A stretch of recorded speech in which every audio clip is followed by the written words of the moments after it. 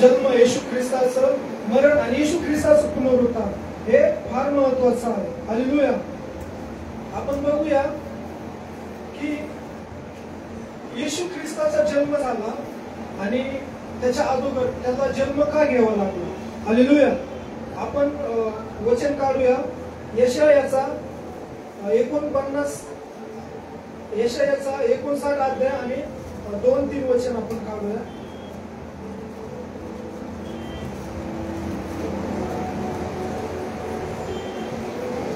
यशाया 59 2 आणि 3 वचन वाचूया.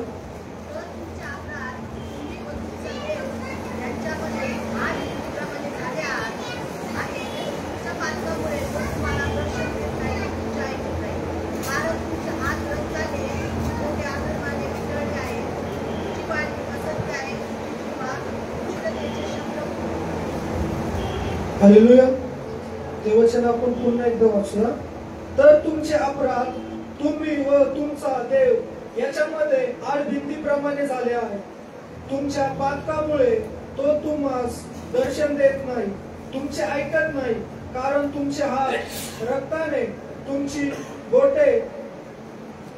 बोटे अधर्माने विटळली आहे, तुमची वाणी असत्य आहे, तुमची जीवा दुष्टतेचे शब्द फुटफुटते. हालेलुया. आणि या वचनामध्ये आपल्याला समजतं की आपल्या आणि परमेश्वर देवामध्ये काय आहे, एक भिंत आहे. ती भिंत कशाची आहे, एक पापाची आहे. ती भिंत कुठून आली. हालेलुया. आपण बघतो की आदम हव्वाने ज्या वेळेस पाप केलं, आपल्या सर्वांना माहित आहे त्यांनी पाप केलं. हालेलुया.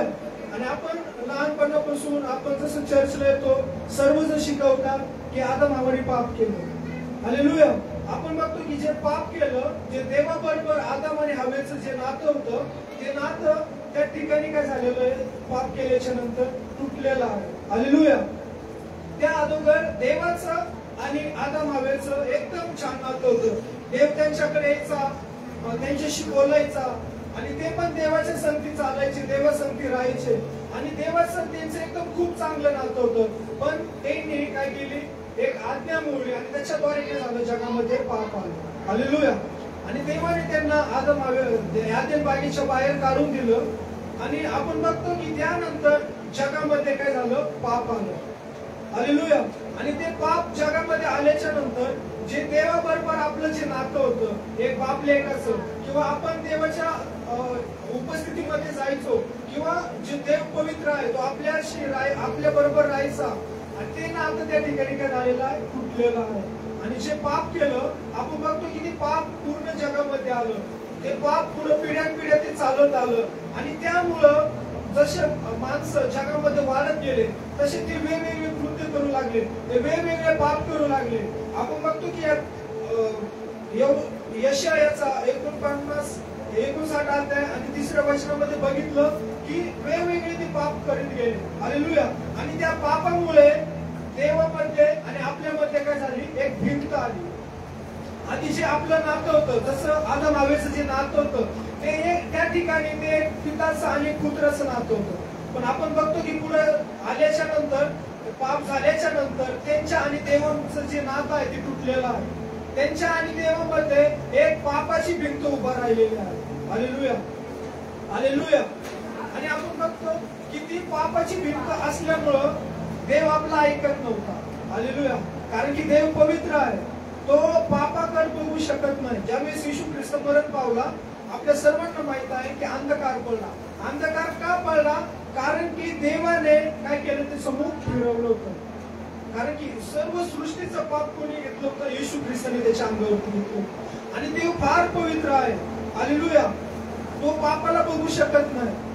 म्हणून जी भिंत आपल्या आणि देवामध्ये आली, त्यामुळे देव आपलं ऐकत नव्हता. का ऐकत नव्हता. हालेलुया. त्यावेळेस आपण बघतो की देवाचं आपलं नातं फार दुरावलं होतं. आपण देवाच्या एवढ्या महान उपस्थितीमध्ये आपण जाऊ शकत नव्हतो. हालेलुया. हालेलुया. तुम्हाला समजत आहे का. मग आपण बघतो की ते नातं, ते जे नातं तुटलेलं आहे ते पुन्हा स्थापित करण्यासाठी येशूचा जन्म होतो. Hallelujah, hallelujah. काय होतो? येशूचा जन्म होतो. जी भिंत आपल्यामध्ये आणि देवामध्ये जी आलेली होती, जी पापमय भिंत, ती पाडण्यासाठी, हालेलुया, आपल्याला त्या पापातून सोडवण्यासाठी, पुन्हा एकदा आपला आणि देवाचं नातं संबंध तयार करण्यासाठी प्रभू येशू ख्रिस्त काय करतो? जन्म घेतो. Hallelujah, hallelujah. आपण बघूया इफिसियन्स पत्र याचा पहिला अध्याय आणि 7वं वचन, कलसेकरस पत्र याचा पहिला अध्याय आणि 14वं वचन. आपण या वचनामध्ये आपण बघतो की येशू ख्रिस्त आपल्यासाठी काय करतो? खंडणी भरून काय करतो? आपल्याला सोडवतो. Hallelujah, hallelujah. त्या ठिकाणी त्या वचनामध्ये आहे की त्यांनी खंडणी भरून काय केलेलं आहे? आपल्याला जी मुक्त केलेला आहे, जो तारण जे आहे त्याला आपल्याला त्या ठिकाणी काय करतो? त्या वचनामध्ये समजतं की आपल्याला तारण भेटतं. हालेलुया. म्हणजे आपल्याला त्या पापातून, हालेलुया, त्या प्रत्येक जे अपराधामध्ये आपण होतो त्याच्यातून तो आपल्याला सोडवतो. ज्या सैतानाच्या अधीन होतो, ज्या सैतानाच्या आपण त्याच्या अंडरमध्ये होतो आपण, हालेलुया, त्याच्या आपण अधीन होतो, आपल्याला त्याच्यातून सोडवण्यासाठी, हालेलुया, काय होतो? येशू ख्रिस्ताचा जन्म होतो. आणि आपण बघतो की ज्या वेळेस आदम हव्वाने पाप केलं, तर जे सर्व अधिकार होते ते अधिकार काय झाले? त्यांच्याकडून काढून घेण्यात आले. हालेलुया. त्यांच्याकडचे अधिकार काही सैतानाकडे गेले. हालेलुया. आपण ज्या वेळेस बघतो की त्या ठिकाणी सर्व जे अधिकार आहेत ते सैतानाने त्याच्याकडे घेतलेले आहेत. हालेलुया. जे मरणाचे असतील, जीवन करण्याचे असेल, जीवन करण्याचे सर्व अधिकार कोणाकडे आहे? त्यावेळेस सैतानाकडे आहे. हालेलुया. आणि आपण बघतो की आपल्याला त्या पापातून सोडवण्यासाठी, हालेलुया, येशू ख्रिस्त काय करतो? मरण पावतो. हालेलुया. आपल्यासाठी तो एक काय करतो? एक खंडणी देतो. खंडणी म्हणजे काय? त्याचं रक्त तो आपल्यासाठी काय करतो? त्या ठिकाणी सांगतो. आपल्याला त्या रक्ताचं, त्याचं जे रक्त आहे ते अनमोल रक्त, त्या रक्ताने तो आपल्याला काय करतो? विकत घेतो. Hallelujah, hallelujah. एक चांगली गोष्ट आहे की आपल्यासाठी कोणतरी खंडणी भरून आपल्याला सोडवत आहे. Hallelujah, hallelujah. आपण बघतो की आपल्या पाहुण्यामध्ये किंवा आपल्या नातेवाईकामध्ये जर कोणी कर्जामध्ये असतं, हालेलुया, कोणी कोणाला सोडवत नाही, कोणी कोणाला मदत करत नाही, पण आपण त्या पापाच्या गुलामगिरीमध्ये आहे आणि आपल्याला आपण देवाचं जे नातं आहे ते खराब झालेलं आहे आणि ते सोडवण्यासाठी स्वतः प्रभू येशू ख्रिस्त स्वर्ग सोडून पृथ्वीवरती येतो, तो खंडणी भरतो आणि आपल्याला सोडवतो. Hallelujah, hallelujah. समजत आहे का? समजत असेल तर मोठ्याने हालेलुया म्हणा. हालेलुया.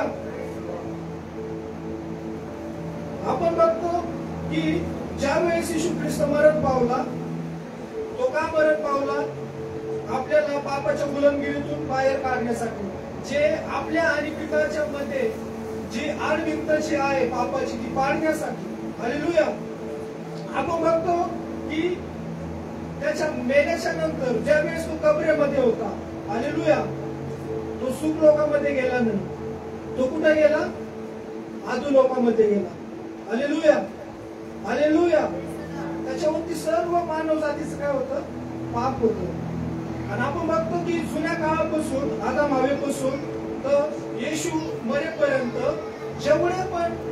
जेवढे पण धार्मिक लोक होते, हालेलुया, मोशे झाला, योसेफ झाला, तुम्ही कोणचा पण घ्या, दावीद पण झाला, जेवढे पण धार्मिक लोक होते ज्यावेळेस ते मरण पावायचे तर ते आदू लोकांमध्ये जायचे. हालेलुया. त्यावेळेस जे बलिदान व्हायचं ते एवढं शक्तिशाली नव्हतं की ते त्यांना वाचू शकेल. हालेलुया. ते फक्त तात्पुरतं त्यांचं पाप क्षमा करायचं, पण त्यांना आदू लोकात जाण्यापासून त्यांना वाचू शकत नव्हतं. हालेलुया. म्हणून जेवढे पण स्टार्टिंग पासून, सुरुवातीपासून जे मेले ते सर्व कुठे जायचे? आदू लोकांमध्ये जायचे. आणि म्हणून येशू ख्रिस्त पण ज्या वेळेस मरण पावला तो पण कुठे गेला? आदू लोकांमध्ये गेला. हालेलुया. आणि प्रकटीकरणाचा पहिला अध्याय आणि 18 वचन, त्याच्यामध्ये तो काय करतो? हालेलुया, सर्व जे चाव्या आहे, हालेलुया, हालेलुया, समजत आहे? आपण ते वचन वाचूया. प्रगटीकरणाचा पहिला अध्याय आणि 18 वचन.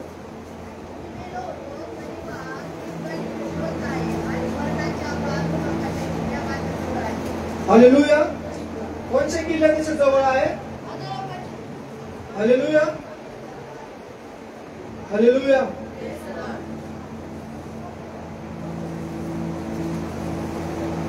आपण बघतो की त्या ठिकाणी जो येशूचा शिष्य जो योहान आहे त्याला प्रगटीकरण होतं. त्या ठिकाणी तो त्याला सांगत असतो माझ्याकडे काय आहे? त्या सर्व चाव्या आहे. हालेलुया. आणि तो त्याला त्या ठिकाणी लिहून ठेवण्यासाठी पण सांगतो. मी ते वचन तुमच्यासाठी वाचतो. मी मेलो होतो तरी पहा मी युगानुयुग जिवंत आहे आणि मरणाच्या व अधोलोकाच्या किल्ल्या माझ्या जवळ आहे. हालेलुया. म्हणजे येशूच्या किल्ल्या आहेत त्या आधी कोणाकडे होत्या? सैतानाकडे होत्या. हालेलुया. आणि ज्या वेळेस येशू मरण पावला, ज्या वेळेस तो अधोलोकामध्ये गेला, त्यावेळेस त्या सैतानाकडचे अधिकार गेले होते. ज्या आदम हव्वाच्या पापामुळे जे अधिकार सैतानाकडे गेले होते ते सर्व अधिकार येशू ख्रिस्त त्या ठिकाणी एक खंडणी भरून काय करत आहे? वापस घेत आहे. हालेलुया. त्या ठिकाणी आपल्याला सोडवत आहे. त्या ठिकाणी जे सुरुवातीपासून जे येशूच्या मरणापर्यंत, त्याच्या मरणाच्या अगोदरपर्यंत जेवढे पण जे अधोलोकामध्ये गेले तेवढ्यांना तो काय करतो? त्या ठिकाणी सोडवतो. हालेलुया. त्याच्या रक्ताच्या द्वारे तो काय करतो? सर्वांना सोडवतो. ती खंडणी भरतो. हालेलुया. हालेलुया. त्याचं रक्त एवढं मौल्यवान आहे आणि एवढं सामर्थ्य आहे की जे आधीचे पण जे येशूच्या मरणाच्या अगोदर जे सर्व लोक होते त्यांना सुद्धा त्याच्या रक्ताने वाचवलं आणि त्याच्यानंतर आपल्याला पण काय करतं? त्याचं रक्त वाचवतं. हालेलुया. त्याच्या रक्तामध्ये एवढं सामर्थ्य आहे. हालेलुया. म्हणून आपण बघतो की येशू ख्रिस्ताकडे काय आहे? मरणाच्या व अधोलोकाच्या सर्व काय आहे? किल्ल्या आहे. हालेलुया. ते सर्व अधिकार पुन्हा एकदा येशू काय करतो? त्याच्याकडे घेतो. आणि सर्व आपण जे अधोलोकामध्ये जाणार होतो ते सर्वांना तो काय करतो? बाहेर काढतो. आता आज आपण मेल्याच्या नंतर आज आपण अधोलोकामध्ये जात नाही. हालेलुया. जुन्या काळातले लोक जायचे. आपण बघतो की ओल्ड टेस्टमेंट ज्यावेळेस आपण वाचतो जुना करार त्यावेळेस ते लोक अधोलोकात जायचे. पण आताचे जे लोक आपण येशू ख्रिस्तावरती विश्वास ठेवतो आपण मरण पावल्याच्या नंतर आपण अधोलोकात जात नाही. हालेलुया. आपण कुठे जातो? स्वर्गात नाही जात, सुखलोकात जातो. हालेलुया. आपण आता मेल्याच्या नंतर आपण सुखलोकात जातो आणि एका न्याय झाला का त्याच्यानंतर मग आपल्याला स्वर्ग आणि नरक आहे. हालेलुया. आपण बघतो की येशू ख्रिस्ताकडे काय आहे? त्या सर्व चाव्या आहे आणि तो त्या ठिकाणी तो काय करतो? मरणातून उठतो. हालेलुया. आपण बघूया की लूक शुभवर्तमानाचा 24वा अध्याय 5, 6 आणि 7 वचन आपण वाचूया.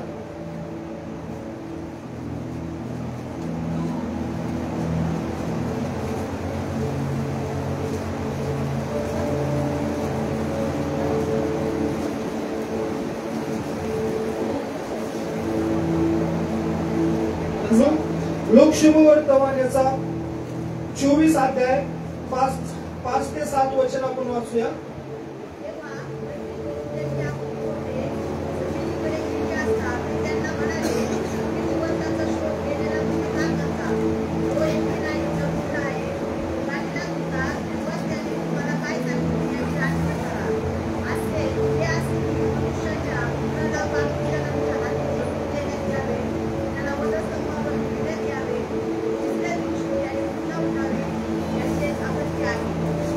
हालेलुया.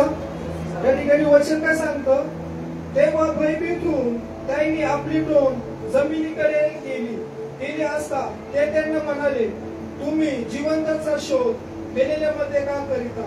तो येथे नाही तर उठला आहे. तो गलिलात होता. तेव्हाच त्याने तुम्हास काय सांगितले याची आठवण करा. ते असे की मनुष्याच्या पुत्राला पापी जणांच्या हाती धरून देण्यात यावे, त्याला वधस्तंभावर ठेवावे व तिसऱ्या दिवशी त्याने पुन्हा उठवावे याचे अगत्य आहे. हालेलुया. म्हणजे आपल्या त्या वचनामध्ये समजतं की येशू ख्रिस्ताने त्याच्या मरणाविषयी, त्याच्या उठण्याविषयी, सर्व याच्याविषयी तिने काय केलेलं होतं? सांगितलेलं होतं. हालेलुया. आणि त्या ठिकाणी आपण बघतो की मरियम मगदलीन आणि मरियम त्या ठिकाणी ते काय करत आहे, येशूच्या कपड्याकडे जात आहे. हालेलुया. आणि ज्या वेळेस त्या तिकडे जातात पण त्या ठिकाणी येशू नसतो. हालेलुया. त्या ठिकाणी जे दोन स्वर्गदूत असतात ते त्यांना सांगतात की तुम्ही जिवंताचा शोध तुम्ही मेलेल्या मध्ये का करता. हालेलुया. काय म्हणतात ते, तुम्ही जिवंताचा शोध तुम्ही मेलेल्या मध्ये का करता. हालेलुया. हालेलुया. हालेलुया. समजत आहे का, तुम्ही बोर तर होत नाही ना, कंटाळा आला नाही ना. हालेलुया. जर तुम्हाला कंटाळा आला तर मला म्हणजे कसं थोडं एवढं चांगलं नाही वाटणार तुम्हाला सांगायला. हालेलुया. त्या ठिकाणी स्वर्गदूत काय सांगत आहे की तुम्ही जिवंताचा शोध तुम्ही मेलेल्या मध्ये का करता. हालेलुया. आपण बघतो की ह्या पृथ्वीवरती आतापर्यंत सर्व काय झाले, मेले पण कुणी उठलं नाही. आणि आपण बघतो की कुणी मेले ते उठले पण ते परत मेले.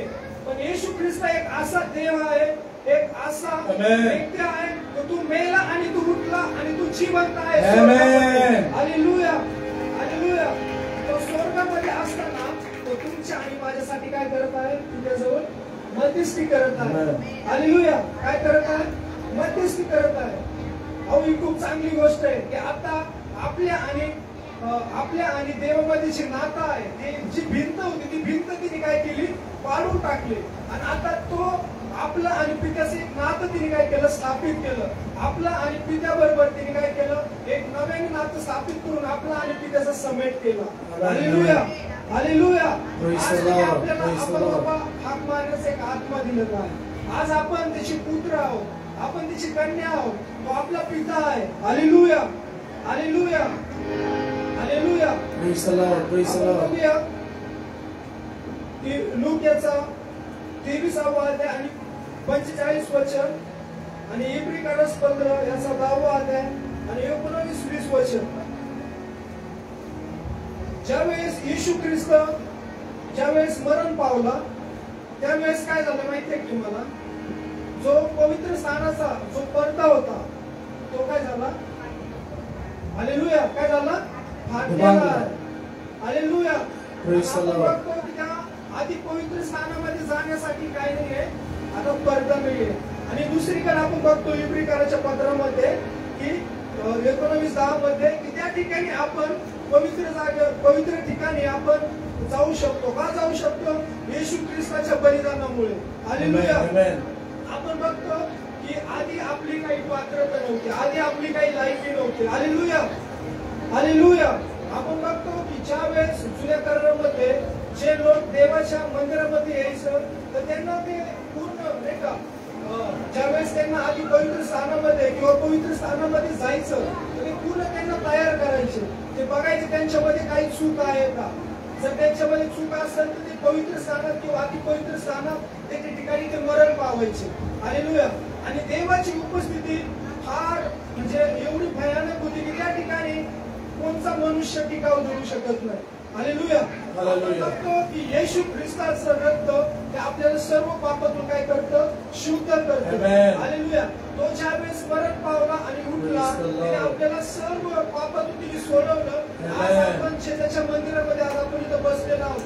ते केवळ येशू ख्रिस्ताच्या रक्तामुळे, त्याच्या बलिदानामुळे. आणि तो जो उठलेला आहे, जो स्वर्गामध्ये आहे, तो आताच्या पितेजवळ आपल्यासाठी मध्यस्थी करत आहे. हालेलुया. त्या कारणास्तव आज आपण या ठिकाणी आहे. हालेलुया. नाही तर आपण या ठिकाणी जर आलो असतो आणि जर जुना करार जर चालू असता तर आपण सर्वजण मरण पावलो असतो. हालेलुया.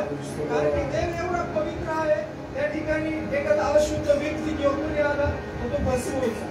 तुम्ही जर जुना करार वाचला तर देवाने लोकांना भस्म केलेला आहे. हालेलुया. त्यांच्या चुकांमुळे, त्यांच्या अपराधामुळे लोक भस्म झालेला आहे. आज आपल्यावरती देवाचं काय आहे, रक्त आहे. ज्यावेळेस आपण पाप करतो, आपण क्षमा मागतो, त्याचं रक्त आपल्याला काय करतं, धुवून शुद्ध करतो. हालेलुया. आज ज्या वेळेस पिता आपल्याकडे बघतो त्यावेळेस तो असं म्हणून बघत नाही की हर्षला आहे. हालेलुया. तो असं बघतो की याच्यावरती येशूचं रक्त आहे म्हणून आज जिवंत आहे. हालेलुया. जर मी स्वतः असा उभा राहिला असतो तर मी कवच केला असतो, पण माझ्यावरती येशू ख्रिस्ताचं रक्त आहे. हालेलुया. म्हणून आपण सर्वजण काय आहोत, जिवंत आहोत. तुम्हाला सर्वांना माहित आहे की ज्यावेळेस इस्रायल लोक त्यांना ज्यावेळेस देव सांगतो की तुम्ही तुमच्या जे दरवाजा आहे त्याच्यावरती काय करा, एक कोबऱ्याचं रक्त लावा, आणि ते त्यांच्या घराच्या कपडपट्टीवर काय करतात, कोबऱ्याचं रक्त लावतात, म्हणून ते सर्वजण जिवंत राहतात. त्यांची मुलं, जे ज्येष्ठ मुलं आहेत ते जिवंत राहतात, पण जे बाकीच्यांची जे मुलं आहेत त्यांच्या घराला जे रक्त नाहीये कोबऱ्याचं, ते सर्व मरण पावतात. हालेलुया. तसंच आज आपल्या प्रत्येकावरती येशू ख्रिस्ताचं रक्त लावलेलं आहे. हालेलुया. म्हणून आज आपण त्याच्या पवित्र स्थानामध्ये येऊ शकतो. आज आपण जिवंत आहोत. हालेलुया. ज्यावेळेस आपण स्वर्गामध्ये देखील जाणार, हालेलुया, त्यावेळेस आपला ज्यावेळेस न्याय होणार, त्यावेळेस येशूला, ज्यावेळेस पित्याला काय दिसणार, आपल्यावरती येशूचं रक्त दिसणार. हालेलुया. आणि आपल्याला जसं बायबल सांगतं की जेवढे ख्रिस्तामध्ये आहे त्यांना दंड आज्ञा नाही. हालेलुया. हालेलुया. ज्यावेळेस पिता आपला न्याय करत, त्यावेळेस येशू देवाला फक्त काय करत, आपलं येशू ख्रिस्ताचं रक्त आपल्यावरती दिसत. हालेलुया. कारण की त्याच्या रक्ताच्या द्वारे आज आपण काय झालेलो आहोत, वाचलेलो आहोत, आणि तो आता जिवंत आहे, तो स्वर्गामध्ये आहे, आणि आपल्या प्रत्येकासाठी काय करत आहे, मध्यस्थी करत आहे. हालेलुया. आणि तो पुन्हा एकदा आपल्याला घेण्यासाठी काय येणार आहे. हालेलुया. त्या ठिकाणी तिने सर्व जागा तयार करत आहे. तो जागा तयार करून झाल्याच्या नंतर त्याने आपल्याला एक टाइम दिलेला आहे की आपण त्याच्यासाठी काय व्हावं, एक सज्ज व्हावं, एक तयार व्हावं, जसं त्याला पाहिजे तसं. हालेलुया. ज्यावेळेस तो येईल त्यावेळेस आपण त्याच्यासाठी उचललं गेलो पाहिजे. हालेलुया. तिने आपल्याला, आता आपण कृपेच्या काळामध्ये आहे. हालेलुया. म्हणून आज आपल्याला पाप करायचं नाहीये. तो कधी आत्ताच्या घरी येऊ शकतो, कधी येऊ शकतो. आपण सदा सर्वदा आपण तयार असले पाहिजे. हालेलुया. हालेलुया. हालेलुया. आपण बघतो की आज आपल्याला हे शिकायचं आहे की देवाचं जे येशू ख्रिस्ताचं जन्म आहे, जो येशू ख्रिस्ताचं मरण आहे, जे येशू ख्रिस्ताचं जे पुनरुत्थान आहे, हे ख्रिस्ती जीवनासाठी फार महत्वाचं आहे. हालेलुया. आपण बघतो, आपण बघितलं की आपण जे आदमावरीचे पाप केलं, ते पाप जगामध्ये आलं, आणि ते पाप, हालेलुया, नष्ट करण्यासाठी, आपल्याला सोडवण्यासाठी प्रभू येशू ख्रिस्ताने प्राण दिला. हालेलुया. त्याने खंडणी भरून आपल्याला विकत घेतलं. हालेलुया. हालेलुया. तो पुन्हा एकदा काय झाला, आपल्यासाठी जिवंत झाला. का? की आपण स्वर्गामध्ये उचलले गेलो पाहिजे. हालेलुया. त्यासाठी तो स्वर्गामध्ये निघून गेला, आणि तो पुन्हा एकदा आपल्याला गेला, लवकरच येणार आहे. त्यासाठी आपण आपली आत्मिक तयारी केली पाहिजे. हालेलुया. हालेलुया. करणार का? येशूच्या दुसऱ्या आगमनासाठी आपण तयार होणार का? जर आपण झालो नसेल तर लवकर व्हा, कारण की तो जिवंत आहे, तो स्वर्गामध्ये आहे. मी विचार करत होतो की ज्यावेळेस येशू ख्रिस्त असा ज्यावेळेस जीवन झाला, त्याच्यानंतर तिने 40 दिवसाची मिनिस्ट्री केली, त्याच्यानंतर जो आकाशामध्ये उचलला गेला, त्यावेळेस जो म्हणजे जो वेळ असेल किंवा जो सीन असेल तो किती चांगला असेल, ते लोक त्याला त्याच्या डोळ्याने बघत होते की तो असा स्वर्गामध्ये उचलला जात आहे. हालेलुया. आज आपल्याला विश्वास ठेवायचा आहे की तो जसा वरती गेलेला आहे तसाच तो घोड्यावरती बसून आपल्याला घ्यायला येणार आहे. हालेलुया. वचनाच्या द्वारे देव आपल्या प्रत्येकाला आशीर्वाद देतो.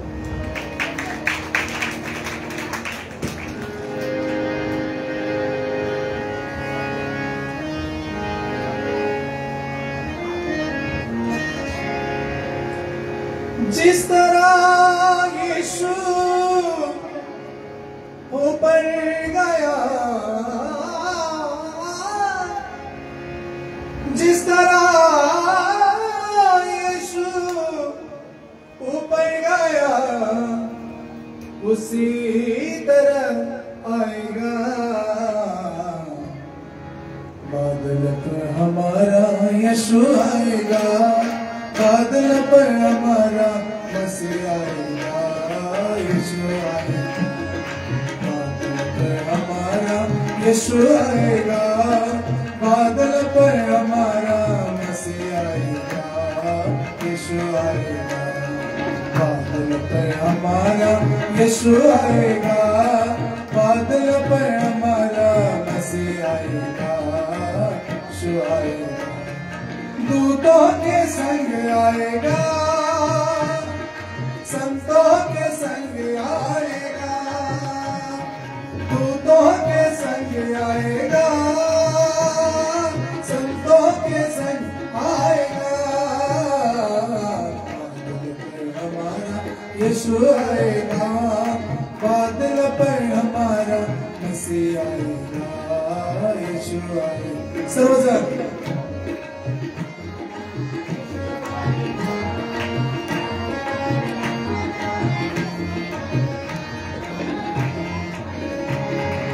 बाइबल गवाही है,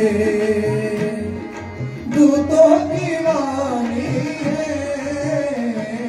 बाइबल